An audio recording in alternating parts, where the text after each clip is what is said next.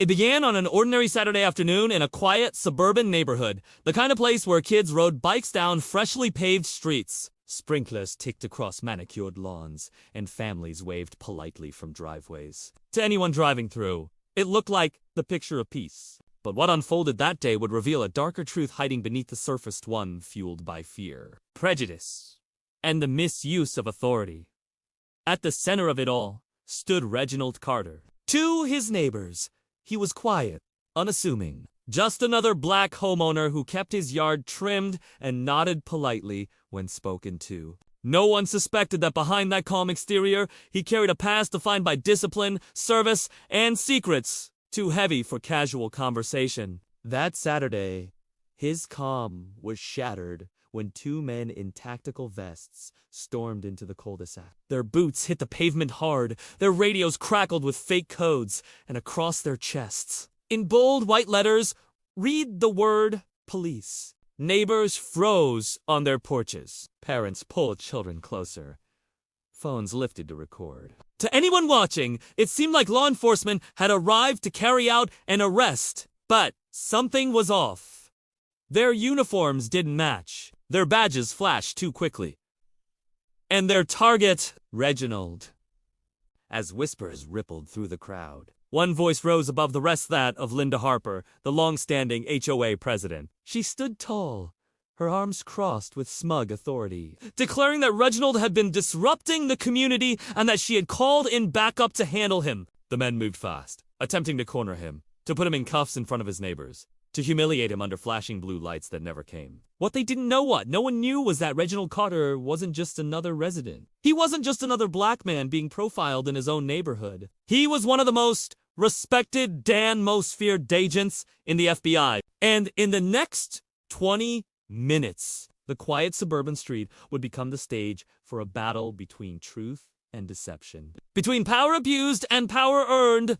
Before the flashing lights and the shouting crowds, the neighborhood of Willow Creek carried an image of order. The homes looked nearly identical brick facades, neatly edged lawns, and identical mailboxes lined with precision. It was the kind of suburb that prided itself on rules, standards, and appearances. But beneath that polished surface, fear and prejudice simmered, waiting for the right moment to spill into the open. At the center of this order stood Linda Harper, the long-reigning president of the Homeowners Association. To some, she was a symbol of discipline always, quick to send a warning letter when hedges grew too high or a trash bin lingered too long on the curb. But to others, particularly the few black families who had moved into the neighborhood, Linda represented something far more sinister. Her words often carried a sharp edge of exclusion, her actions cloaked in the language of community standards. But motivated by a deeper bias she never dared voice outright.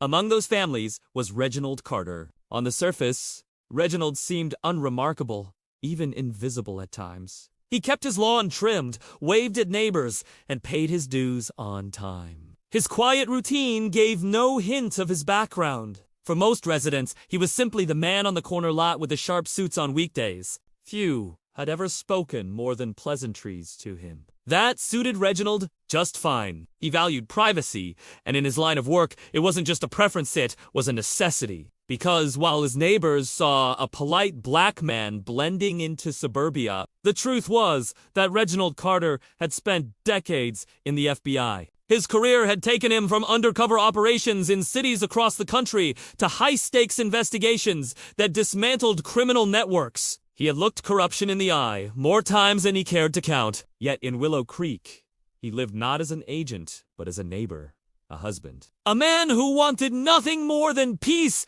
away from the shadows of his profession. Belinda had never seen him as just a neighbor. To her, his very presence challenged the order she demanded. She noticed every car that parked in his driveway, every guest that stayed past sundown. She whispered her disapproval to others in the cul-de-sac, cloaking her suspicion in talk of safety and fit. Over time, her resentment grew from quiet disdain into open hostility. And with every sideways glance and thinly veiled comment, she fed a narrative that Reginald didn't belong. What no one knew was that Linda was growing bolder behind the scenes. In her quest to restore order, she had begun to surround herself with men who shared her vision. Eddie, a local with a history of petty crimes, became her enforcer, a broad-shouldered presence she paraded as a protector of the community. Beside him was Sean, younger, quieter, but eager for validation. Neither wore a real badge, but with Linda's encouragement,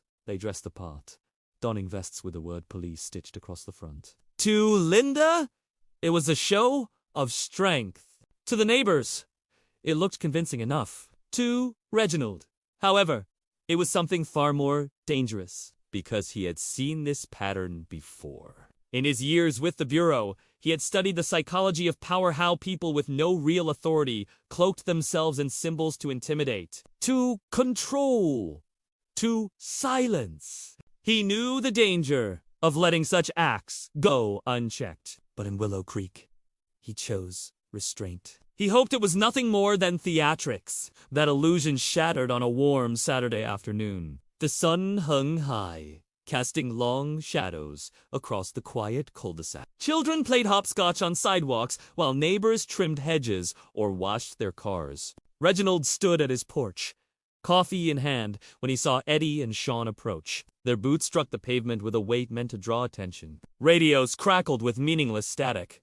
The patches on their vests gleamed in the sun. Behind them, Linda followed, her expression smug, her presence commanding. To anyone watching, it looked like law enforcement had arrived to carry out official business. Phones lifted, recording what was about to unfold. Parents ushered their children closer, murmuring in confusion. But Reginald knew better. The walk was too loose, the equipment mismatched, the confidence unearned. This was no lawful operation. It was theater, staged for the benefit of fear, and the target of their performance was clear. As the men drew closer, neighbors whispered questions that spread like wildfire. Why were they at Reginald's house? What had he done? Was he in trouble? In a community that thrived on gossip and appearances, suspicion was as contagious as any disease, and Linda knew exactly how to weaponize it. For Reginald, the moment stretched. He felt the weight of countless eyes on him. The cameras recording, the children watching from behind their parents' legs. He could almost hear the echoes of training drills from years ago, how to assess, how to control, how to diffuse. But this was different. This wasn't a cartel safe house or a sting operation in a back alley. This was his street, his home, his sanctuary. And the danger didn't come from hardened criminals, it came from neighbors drunk on false authority and prejudice. By the time Eddie and Sean reached the edge of his lawn, the stage was set. The air buzzed with tension, the silence heavy with expectation. Some neighbors leaned forward, eager to witness the spectacle. Others turned away, uneasy but unwilling to intervene. In that moment, Reginald understood what was at stake. It wasn't just his dignity or his safety. It was the truth of what authority meant, the very fabric of his community. And the lesson every child on that street would carry long after the day was done. And as he prepared to confront the imposters standing in front of him, he knew this quiet neighborhood was about to learn that real authority doesn't hide behind fear, it reveals itself in the light of truth. The stillness of that Saturday afternoon cracked the moment Eddie stepped onto Reginald's lawn. His presence was heavy, deliberate, meant to project authority. Behind him, Sean adjusted the straps of his vest, his nervous glances betraying a lack of confidence. And behind them both stood Linda Harper, arms crossed, chin lifted, wearing the smirk of someone who believed she was untouchable. Neighbors whispered from porches and sidewalks, their voices blending into a low hum. Some lifted phones higher, their cameras zooming in on the unfolding scene. Children peered from behind their parents' legs, wide-eyed, as if watching a drama too frightening to look at directly, but too important to miss. Eddie's hand brushed against the metal cuffs clipped to his belt. The gesture was intentional, designed to intimidate, to paint a picture of law and order in a place where there was none. Sean mirrored him, though less convincingly, his hand trembling slightly as it hovered near his vest pocket. Linda's voice cut through the murmurs, sharp and commanding, though her words cloaked themselves in the language of order. The message beneath them was unmistakable. Reginald was being singled out, not because of a crime, but because of who he was. To Linda, his existence was defiance. His presence, a disruption, and today, she intended to put him in his place. Reginald stood still, his expression calm, his posture unshaken. Years of training had taught him the value of composure. Panic, he knew, was contagious. But so was calm. And in that moment, as the eyes of his entire neighborhood bore down on him, he understood that his silence and steadiness carried more weight than any shouted protest could. The men moved closer, radios still hissing with static, boots grinding against the driveway. Eddie finally stepped forward, reaching for the cuffs. That was the moment when whispers turned into gasps. Parents clutched children tighter. Phones adjusted angles to capture every second. But instead of resisting with fear or outrage, Reginald moved with precision. A single practiced motion, controlled and efficient, shifted the balance. Eddie's wrist was caught, redirected, and in seconds the man found himself disarmed of his false authority, restrained not by fear, but by skill. Sean froze, his confidence evaporating under the weight of Reginald's gaze. The murmurs of the crowd swelled into shouts, disbelief mingling with awe. What they had expected to see a man dragged away in humiliation was flipped before their very eyes. The false officers were exposed as imposters, their authority unraveling under the pressure of truth. But Linda refused to yield. Her voice rose higher, dripping with indignation. She shouted accusations, framing Reginald as the aggressor, twisting the scene to fit her narrative. She claimed control, insisting that everything unfolding was part of her duty as HOA president. Her tone carried the desperation of someone watching their power slip away, clinging to the illusion even as it dissolved before her eyes. The neighbors reacted differently. Some stood in silence, too stunned to move. Others began muttering among themselves, questioning what they were witnessing. A few those who had long resented Linda's heavy hand whispered that perhaps the truth was finally surfacing. Reginald, stilled calm, held his ground. He knew this was no longer just about him. Every phone lifted in the air turned the moment into something larger than a neighborhood dispute. It became a lesson, one that would echo far beyond Willow Creek. The children watching would remember the difference between intimidation and real authority. The neighbors recording would share what they saw. A man standing firm against prejudice disguised as order. Then the sirens came. The distant wail grew louder, slicing through the tension. Blue and red lights reflected off windows and cars as real law enforcement arrived. For the crowd, relief mixed with confusion. For Linda, it was a final chance. She straightened her posture, gesturing toward the squad cars as if they had come at her command. For Eddie and Sean, it was the beginning of the end. The officers stepped out, real uniforms crisp, body cameras blinking red, voices calm but firm. They saw Eddie restrained, Sean frozen, and Linda shouting in the background. They saw Reginald still composed, still steady, still the anchor in the storm. What happened next would define everything. The neighbors leaned forward, waiting to see whose story would be believed. Would the black homeowner be painted as the aggressor? Despite the evidence, would Linda's authority carry weight in the eyes of those sworn to protect? Or would the truth finally break through the lie? Every second hung heavy in the air. The weight of history pressed down on that suburban street generations of false accusations, of power abused, of communities watching injustice unfold. But here, in Willow Creek, the balance of power had shifted. Reginald knew what was at stake. He had seen too many moments where silence allowed injustice to thrive. And as the crowd murmured, the phones recorded, and the officers stepped closer, he understood that this was the moment where truth had to stand tall. Because the rising action of that afternoon wasn't just about a confrontation on one man's driveway. It was about exposing the cost of prejudice, the danger of false authority, and the strength it took to remain unshaken in the face of both. And as the real officers began their questioning, the neighborhood braced itself for the storm that was about to break. The hum of squad radios filled the air as the patrol cars settled at the curb, their red and blue lights pulsing across brick walls and manicured lawns. The entire street felt caught in a storm of light and noise. Neighbors crowded closer, their phones raised like reporters at a press conference. The spectacle was no longer confined to a driveway. It had become the defining moment of the entire community. Eddie shifted uncomfortably in Reginald's grip, his bravado collapsing as the weight of real law enforcement bore down on him. Sean stood rigid, pale and trembling, eyes darting between the officers and the neighbors, recording every detail. For the first time since stepping onto that street, he looked less like an enforcer and more like a boy caught in a game far bigger than he could handle. Linda, however, refused to let go of the illusion she had built. She marched forward, her voice sharp, her hands gesturing toward Reginald as though directing the officers themselves. She framed the scene with practiced authority, claiming that she had called in reinforcements, that the man standing calmly at the center of the chaos was the true danger. To her, the badge of HOA president was armor strong enough to shield her from consequence. But the officers weren't looking at Linda.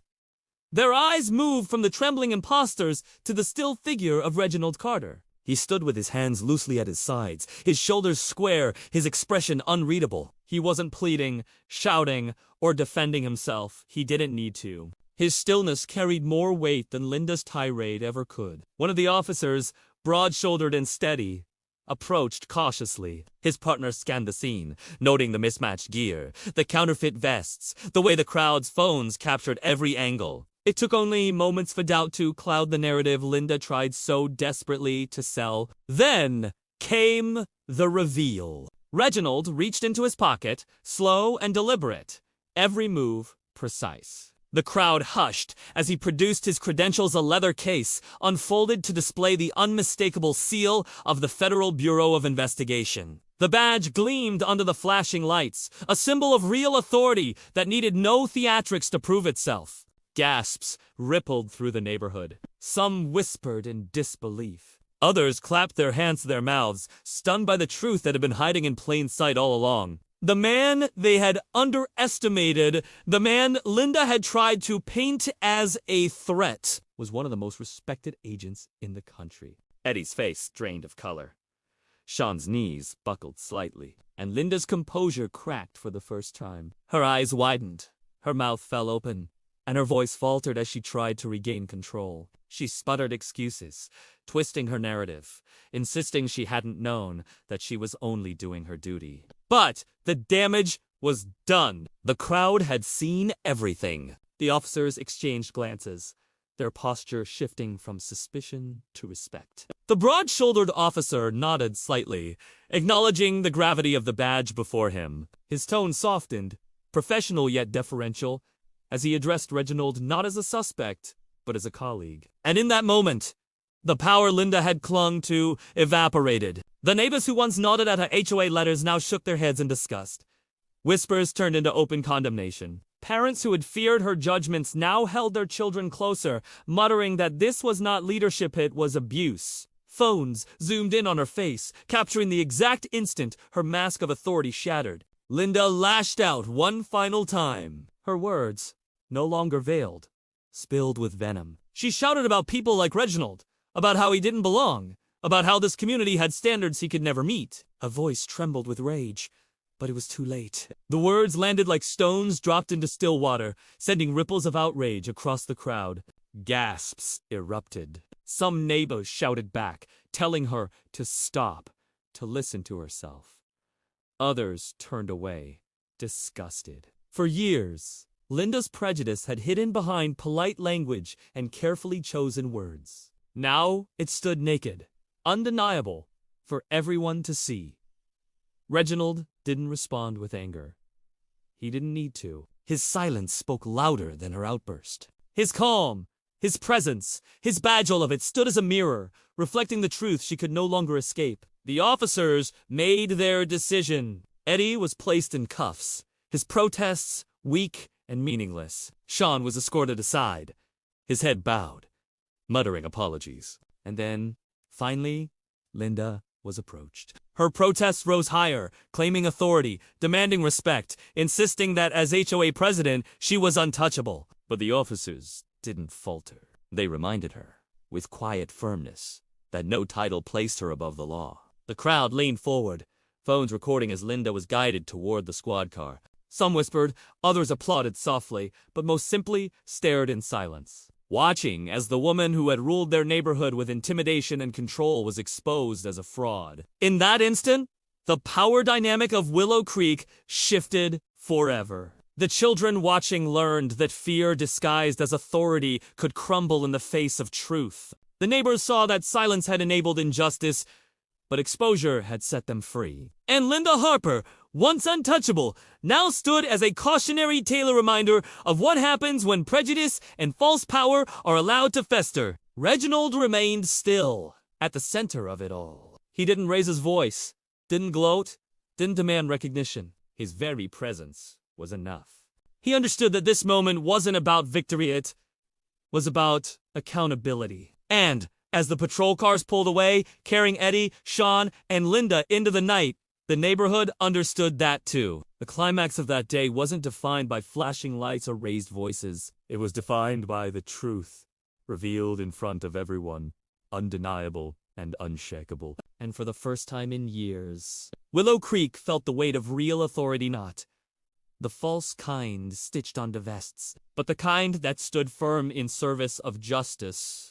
The flashing lights faded into the distance, leaving Willow Creek in an uneasy quiet. Neighbors who had been frozen on porches and sidewalks slowly drifted back toward their homes, though their eyes remained locked on Reginald. For years, many had seen him only as a background presence, a polite nod at the mailbox, a quiet man tending to his lawn. Now, they saw him differently. Now they understood. The weight of what had happened settled across the cul-de-sac like a heavy fog. Parents whispered to their children, explaining that what they had just witnessed was important, something to remember. Phones buzzed with notifications as footage of the confrontation began spreading online, carried out of Willow Creek and into a world eager for proof of the battles waged in everyday neighborhoods. Reginald stood still for a long while, his breathing even, his posture steady. He had learned long ago that battles weren't always won in bursts of violence or with raised voices. Sometimes, the quiet endurance of truth was enough to dismantle lies. Tonight had proven that again. Yet, beneath his calm exterior, a familiar ache stirred. He had lived a life of service, trained to recognize danger in its many forms, but it never failed to wound him. That the greatest threats he faced were in always overseas, or in hidden safe house. Or here at home, cloaked in prejudice and fear. Linda's downfall wasn't just hers alone. It was a mirror held up to the entire community, forcing them to see how easily they had allowed her to dictate the terms of belonging. For years, her rules and warnings had been treated as law. People complied out of convenience, fear, or silent agreement. And in that silence, injustice had taken root. Now the silence was broken. The next morning, Willow Creek was buzzing. Conversations spilled across driveways and online forums. Neighbors who had once praised Linda's strictness whispered regret. Others admitted they had always felt uneasy, but hadn't known how to speak up. Slowly, a realization grew. The power Linda wielded had been granted, not earned, and it could be taken back. Within days, an emergency HOA meeting was called. For the first time in years, residents filled every seat. Voices once timid now rose in unison, demanding accountability. Linda's allies, those who had once enforced her narrow vision of the neighborhood, found themselves outnumbered. By the end of the night, a vote was taken. The result was decisive. Linda was removed from her position, barred from holding office again. It wasn't a complete victory. Racism and prejudice don't dissolve in a single vote, but it was a start. A crack in the wall that had long separated us from them. As for Eddie and Sean, their fates served as another reminder. Their false badges and counterfeit authority didn't just vanish when they were arrested. They became case files, evidence of how far some would go to maintain a false sense of control. The charges they faced carried real weight, but the deeper consequence was the stain of exposure. They could no longer hide behind costumes of power. The truth had stripped them bare. Reginald, however, returned to his life quietly. He didn't hold press conferences or seek recognition. He continued trimming his hedges, walking to the mailbox, and nodding politely at neighbors. But now, when people looked at him, they didn't just see a quiet man. They saw resilience. They saw dignity. They saw the strength it took to remain composed under the crushing weight of injustice. In time, some neighbors approached him with apologies. Some with gratitude. Others simply with silence, their eyes carrying the weight of realization. Reginald accepted them all with the same calm grace. He knew transformation was never instant. It came slowly, like water shaping stone, carving out change over time. But he also knew that what happened in Willow Creek would not be forgotten. The children who had watched that day would grow up remembering the sight of false authority crumbling before truth. The parents who had whispered explanations would carry the responsibility of teaching better lessons. And the community as a whole would forever live with the memory of the day when power shifted, when silence gave way to justice. For Reginald, the impact was deeper. He had spent years navigating rooms where his badge spoke louder than his skin, and others where his skin spoke louder than his badge. He knew both realities well, but that Saturday had reminded him of something vital. No amount of titles, medals, or recognition could shield him from prejudice. What protected him, what carried him forward, was the unshakable knowledge of who he was and what he stood for. And perhaps that was the greatest lesson of all. Because the story of Willow Creek wasn't just about a corrupt HOA president or two imposters with counterfeit vests. It was about the ease with which fear can dress itself as authority and the courage it takes to stand against it. It was about the cost of silence and the power of exposure. It was about the dignity of remaining unbroken in the face of lies. As night fell again on Willow Creek, the cul-de-sac looked much the same as it had before.